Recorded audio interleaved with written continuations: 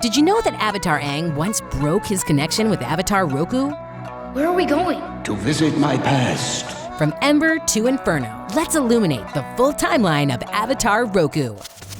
Avatar Aang's predecessor was raised in the Fire Nation capital during a time of great peace and prosperity. Young Roku had even become best friends with another historic figure. You were friends with Fire Lord Sozin? Back then, he was just Prince Sozin. And he was my best friend. These two were so close, Sozin was basically a wingman for Roku. Say something to her.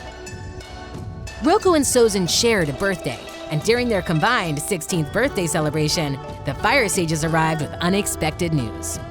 We're here to announce the identity of the next Avatar. It is our honor to serve you. Avatar Roku. Now, having the same birthday, do you think that Sozin secretly hoped he would have been named the Avatar?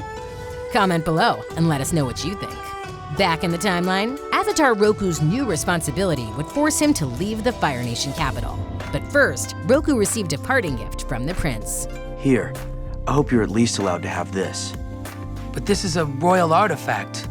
It's supposed to be worn by the crown prince. I want you to have it. That meaningful gift would stick with Roku as he set off to master the other elements. After first mastering Firebending, Airbending was next in the Avatar cycle. Hey, we're almost at the Southern Air Temple. This was the first stop on my Avatar journey. It was the place where I was trained to master airbending, and also where I met an old friend of yours, Monk Gyatso. Decades later, Monk Gyatso had also become a close friend to Avatar Aang. I can't believe you were friends with Monk Gyatso just like I was. Roku spent many years mastering airbending, until moving on to an even more difficult element. Waterbending was especially challenging for me, but in time, I mastered it as well. Roku had only one final element to master, earthbending. My earthbending master, Sud, was uncompromising, stubborn, and blunt, and a lifelong friend. Roku had succeeded at mastering all four elements, but there was one skill he also needed to harness, the Avatar state. At this Fire Nation temple, Roku spent 5 months failing to connect to the Avatar state. But when the solstice sun shed light on young Roku, it ignited the Avatar state inside him. It was too much power. He caused explosive damage to the Fire Nation temple. Still, Roku would eventually master the Avatar state and return to the Fire Nation capital. 12 long years passed before I saw my friend again. When Roku returned, he was a fully realized Avatar. By that time, the young prince had also come into his destiny. Sozin, or should I say, Fire Lord.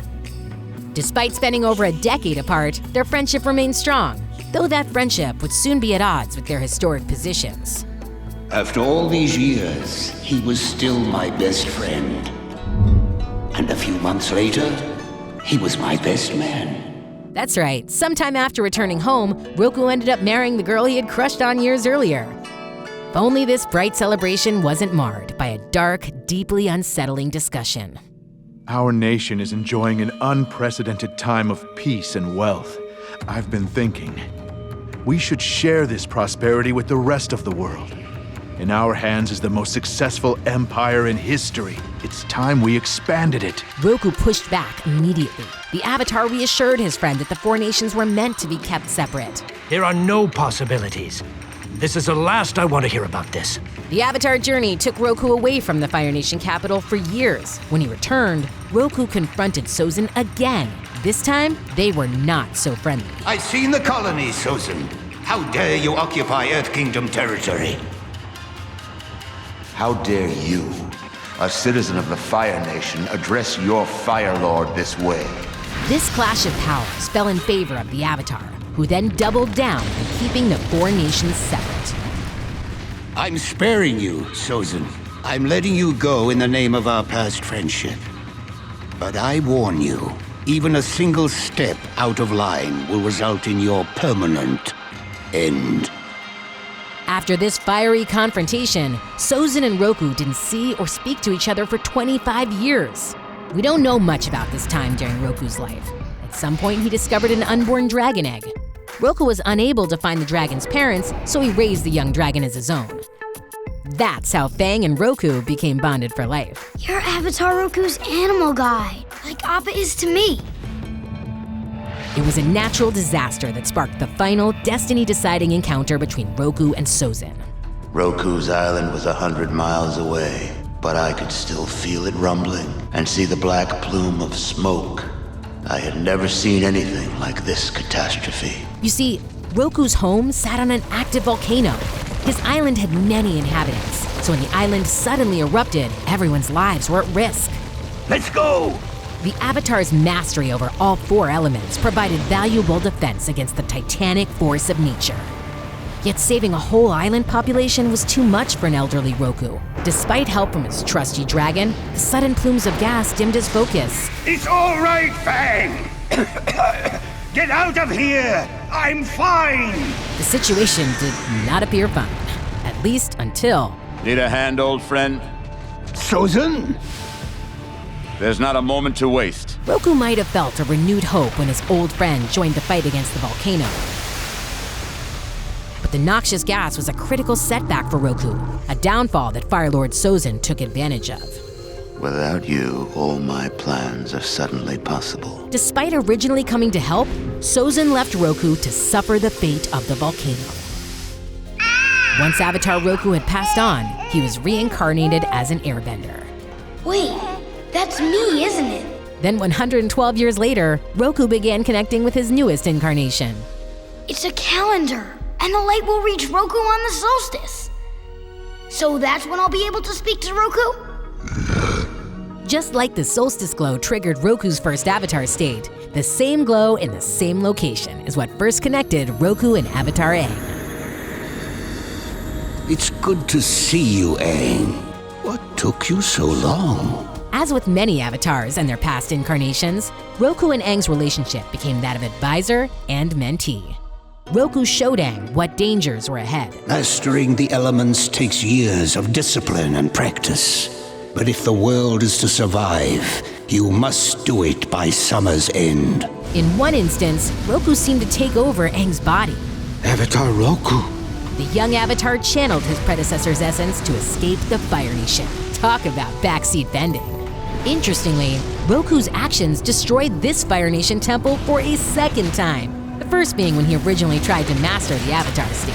But mistakes happen when you're the Avatar. We know Roku's guidance wasn't always perfectly thought out. Before learning firebending, you must learn water and earth. Master Zhang had originally refused to teach Aang firebending before learning the other elements, until Roku asserted his authority. You will teach the Avatar firebending. Yes, yes. I will teach you. Really?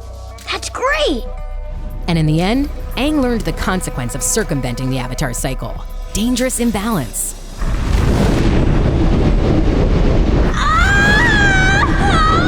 Katara! In their next encounter, Roku would once again point Aang towards a precarious path. Roku, the water tribe is under attack. I need to find the ocean and the moon spirits. Roku knew to point Aang towards Ko, the face stealer. This was a spirit so insidious that it had already caused tragedy for one Avatar. Thankfully, Roku warned Aang accordingly. They call him the Face Stealer. When you speak with him, you must be very careful to show no emotion at all, not the slightest expression, or he will steal your face. That'd be the last interaction between Aang and Roku for some time. When Aang hadn't yet woken up from a life-threatening attack by Azula, Roku shared his story about first mastering the Avatar state and how challenging it had been. Avatar Aang eventually woke from his deep sleep, yet struggled to find momentum against the 100-Year War. When Aang was at one particularly low point, Roku returned with a confession. I should have seen this war coming and prevented it. You inherited my problems and my mistakes. But I believe you are destined to redeem me and save the world. Soon after, Roku showed Aang his past with Fire Lord Sozin. This actually informed the start of the 100-Year War. Roku was just as much Fire Nation as Sozin was, right? If anything, their story proves anyone's capable of great good and great evil. Everyone, even the Fire Lord and the Fire Nation, have to be treated like they're worth giving a chance. The 100-Year War came to a boiling point as Sozin's comet descended on the planet. Avatar Aang struggled with the idea of ending the Fire Lord's life to win the war, and so he sought the advice of Avatar Roku, among others. I offer you this wisdom, Aang. You must be decisive. Aang would soon after defeat Ozai by taking away the Fire Lord's firebending. A decisive and definitive act. I can't believe a year ago my purpose in life was hunting you down. And now we're friends. Roku's great-grandson, Zuko, became the new Fire Lord, which meant that after over a century, the Fire Lord and the Avatar were friends once more. But the pressures of the world challenged Aang and Zuko again. Fire Lord Zuko, under extreme political pressures, forced Aang into a promise. The Avatar would end Zuko's life before he'd ever make any insidious decisions. Zuko was that afraid of becoming his father. When the Harmony Restoration movement put Aang and Zuko at odds, Aang turned to Roku for advice. But the lessons from his past life didn't sit well with Aang. Roku felt that Aang should fulfill his promise and end Zuko. You must be decisive.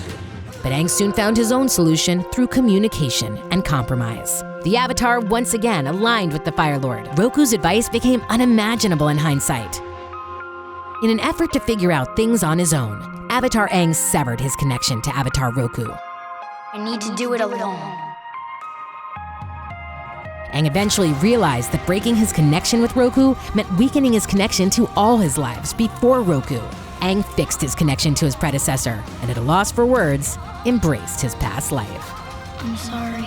Roku delivered one final bit of advice. As the Avatar, you must find balance, not just between the spirit and the human, but between the past and the present, between Aang's life and his others. Looking to the past for answers is also what Roku advised Aang's successor, Avatar Korra. In order to remember, you must regain your connection with your Avatar spirit. Avatar Roku didn't connect with Korra as frequently as he had with Aang. And connecting with past lives would always be a challenge for Korra, especially after Rava had been temporarily destroyed. But still, one must trust that Roku's wisdom will help guide the Avatar into the future, be it straight from the spirit's mouth or just by written records. What do you think of Roku's past? Comment below and keep following for all things Avatar. I have mastered the elements 1,000 times in 1,000 lifetimes. Now I must do it once again.